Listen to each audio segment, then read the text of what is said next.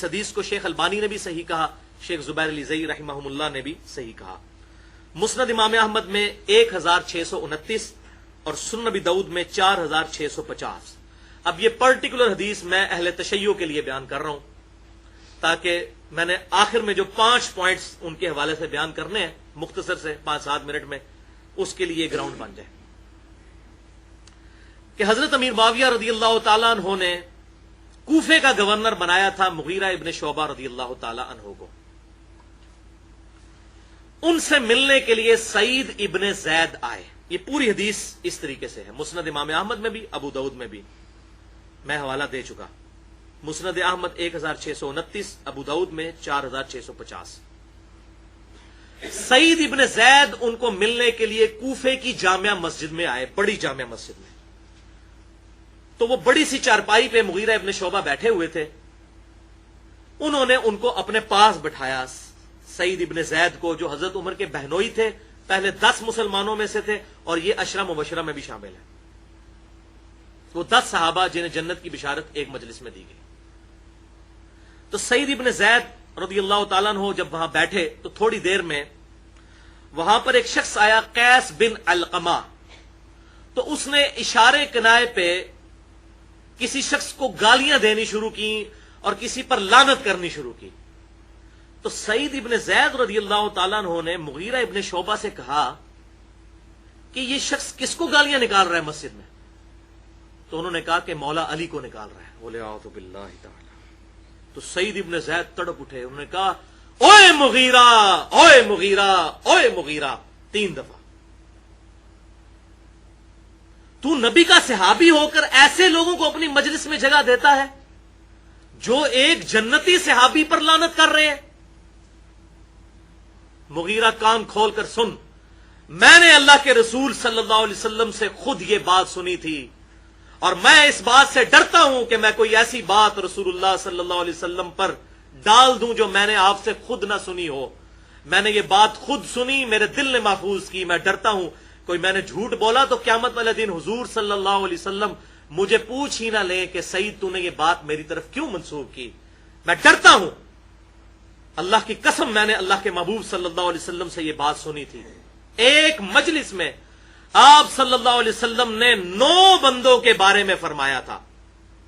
عبد الرحمن بن عوف والی جو روایت ہے ترمذی میں، اس میں 10 بندوں کا ذکر ہے، اس میں 10 میں جو ہے ابو عبیدہ ابن جراح ہے، اس میں 9 بندوں کا ذکر ہے۔ 9 بندوں کے بارے میں فرمایا تھا کہ وہ جنت میں ہیں، اور آپ نے فرمایا تھا ابو بکر فی الجنہ، عمر فی الجنہ، علی فی الجنہ، عثمان فی الجنہ۔ حضرت علی کا نام حضرت عثمان سے بھی پہلے لیا سعید ابن زید نے، اور کہا کہ تو علی کو گالیاں نکال رہا ہے، وہ جنتی۔ طلحہ فی الجنہ، زبیر فی الجنہ، عبد الرحمن بن عوف فی الجنہ، سعد بن ابی وقاص فی الجنہ۔ یہ 8 بندے تھے جن کو آپ صلی اللہ علیہ وسلم نے ایک مجلس میں جنت کی بشارت دی، اور اگر میں چاہوں تو 9ویں کا نام بھی بتا دوں۔ پھر سعید ابن زید رضی اللہ تعالیٰ عنہ خاموش ہو گئے۔ مسجد میں آوازیں بلند ہوئیں کہ آپ کو اللہ کی قسم دیتے ہیں کہ آپ اس 9ویں کا بھی نام بتائیں کہ وہ 9واں شخص کون تھا جس کو آپ صلی اللہ علیہ وسلم نے جنت کی بشارت دی تھی۔ تو سعید ابن زید رضی اللہ تعالیٰ عنہ نے فرمایا 9واں شخص میں تھا جس کے بارے میں حضور صلی اللہ علیہ وسلم نے فرمایا تھا کہ یہ جنت میں ہے۔ ان کی عاجزی دیکھیں، انہوں نے اپنا نام بھی نہیں بتایا، اور جب مسجد میں آوازیں بلند ہوئیں اور قسمیں دی گئیں تو پھر انہوں نے کہا وہ 9واں شخص میں تھا، اور پھر فرمایا مغیرہ اور اس کے ساتھیوں سن لو، جس نے حضور صلی اللہ علیہ وسلم کی صحابیت اختیار کی اور حضور صلی اللہ علیہ وسلم کے ساتھ کسی قتال اور جہاد میں شامل ہوا، یہاں تک کہ اس کا چہرہ گرد آلود ہو گیا، اب تم لوگ اگر حضرت نوح علیہ السلام جتنی عمر بھی پا لو، 950 سال، کبھی بھی اس صحابی کا مقابلہ نہیں کر سکتے، چاہے جائے کہ مولا علی کو تم گالیاں دے رہے ہو جو جنتی شخص ہے، عام صحابی کے برابر بھی نہیں پہنچ سکتے تم لوگ، جس نے حضور صلی اللہ علیہ وسلم کے ساتھ قتال میں شریک ہوا اور اس کا چہرہ گرد آلود ہو گیا۔ اللہ اکبر کبیرہ۔ اب آخری 5-7 منٹ میں 5 علمی پوائنٹس مختصر سے اہل سنت اور خصوصاً اہل تشیع بھائیوں کے لیے اسی کانٹیکسٹ میں 5 तन पाक की निस्बत से, 5 तन पाक जिसे हम कहते हैं, जो अहले सुन्नत और अहले तशय्यो के यहाँ कॉमन हदीस है, सही मुस्लिम में इंटरनेशनल नंबरिंग के मुताबिक 6261 है, और इसकी राविया भी अम्मा आयशा है रदी अल्लाह ताला अन्हा, हमारी माँ। वो कहती है नबी सल्लल्लाहु अलैहि वसल्लम ने एक दिन ऐसी चादर ओढ़ी हुई थी जिस पे ऊंट के कुजावों की तरह की हांडी की शक्ल की छोटी छोटी उस पर तस्वीरें बनी हुई थी। इतने में सैयदा फातिमा आई तो हुजूर सल्लल्लाहु अलैहि वसल्लम ने अपनी चादर के नीचे उनको लिया, फिर सैयदना अली आए उनको भी लिया, फिर सैयदना हसन आए उनको भी लिया, फिर सैयदना हुसैन आए, ये पांचों एक चादर के नीचे। हम तो 5 तन पाक, शिर्क से पाक, सब तन पाक हैं, जो भी अहले ईमान है हम सबको पाक समझते हैं, ये 5 की खुसूसियत।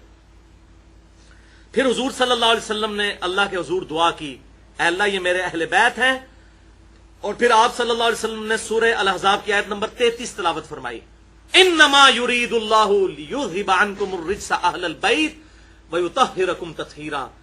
ऐ नबी के घर वालों, बेशक अल्लाह तो चाहता है तुमसे हर तरह की नापाकी दूर करके तुम्हें खूब साफ सुथरा कर दे।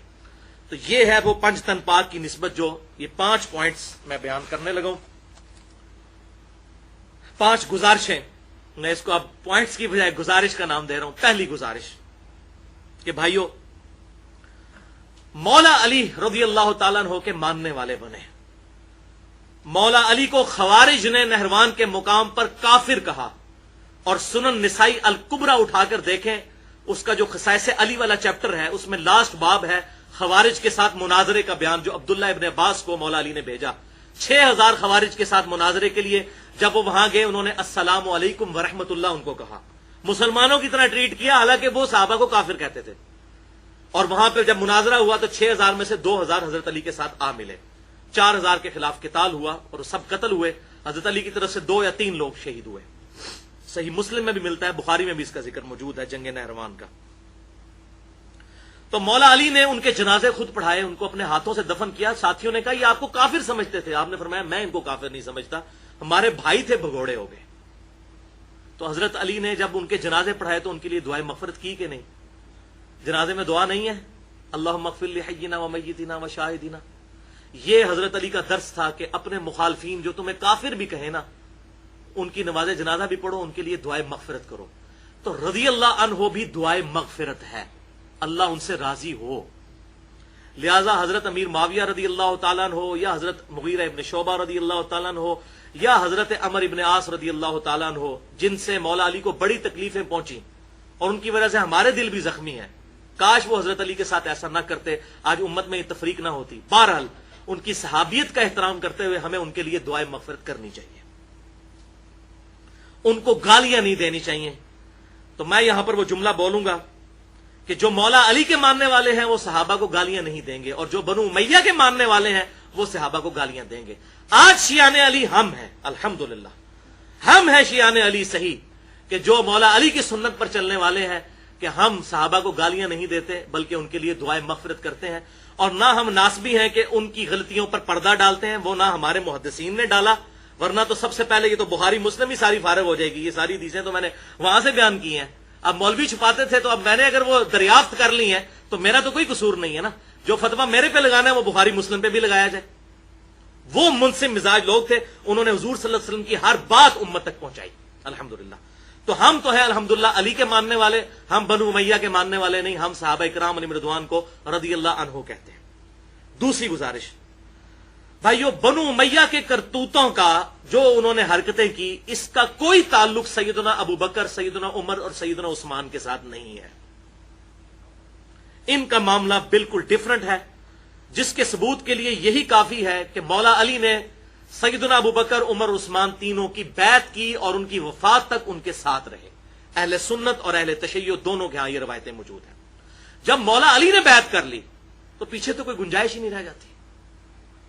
हजरत अली रज़ी अल्लाह ताला अन्हु जैसा कामिलुल ईमान इंसान और कौन हो सकता है। लिहाजा ये बिल्कुल प्रोपोगंडा किया जाता है इनके बारे में, हजरत अबू बकर या हजरत उमर के बारे में या हजरत उस्मान के बारे में। हजरत उस्मान के जो गवर्नर थे उसमें भी हजरत उस्मान को सनाए देते थे। बुखारी मुस्लिम में आता है वो शराब पी के नमाजें पढ़ाते थे, और एक दर्दनाक हकीकत है। उन्हीं की वजह से हजरत उस्मान फिर शहीद हुए, लेकिन हजरत अली आखिरी वक्त तक हजरत उस्मान के साथ रहे, उन्हें समझाते रहे। تو یہ بالکل پراپوگنڈا ہے جو حضرت ابوبکر عمر عثمان کے بارے میں کیا جاتا ہے. یہ بالکل اسی طریقے سے پراپوگنڈا ہے جس طرح اہل تشیع کے بارے میں اہل سنت میں چند جو لوگ ہیں وہ کہتے ہیں جی شیعہ جو ہے وہ قرآن کو نہیں مانتے, وہ 40 پارے کہتے ہیں. آج تک کسی نے شیعہ کا چھپا ہوا قرآن خود پڑھا ہی نہیں, نہ ایران سے چھپا ہوا قرآن کہ بھی ہم پڑھ کے دیکھ لیں کہ اس میں سپارے وہی ہیں کہ نہیں. سپارے تو خیر بعد میں ڈویژن ہوئی. سیم قرآن ہے, یہ سعودی عرب سے چھپتا ہے, اور یہی ریڈ پرنٹنگ, ریڈ جو کور کے ساتھ, جلد کے ساتھ, یہی قرآن جو طلحہ یاسین شام کے رائٹر کا لکھا ہوا وہ ایران سے بھی چھپتا ہے. پاکستان میں بھی آپ شیعہ کے مدرسے سے جا کے قرآن لے لیں, سیم قرآن ہے. یہ بالکل جھوٹا پراپوگنڈا ہے. بالکل اس طریقے سے اہل سنت کے ہاں جب پراپوگنڈا ہوتا ہے تو اہل تشیع کے ہاں بھی ہوتا ہے. لہٰذا اس کی پوری تحقیق الحمدللہ ہو چکی ہے. اس حوالے سے بنو امیہ کے کرتوتوں کا نتھنگ ٹو ڈو ود ابو بکر عمر اور عثمان رضی اللہ عنہم اجمعین. تیسری گزارش, تاریخی روایتیں جو ہیں ان کی اسناد کی تحقیق ہونی چاہیے.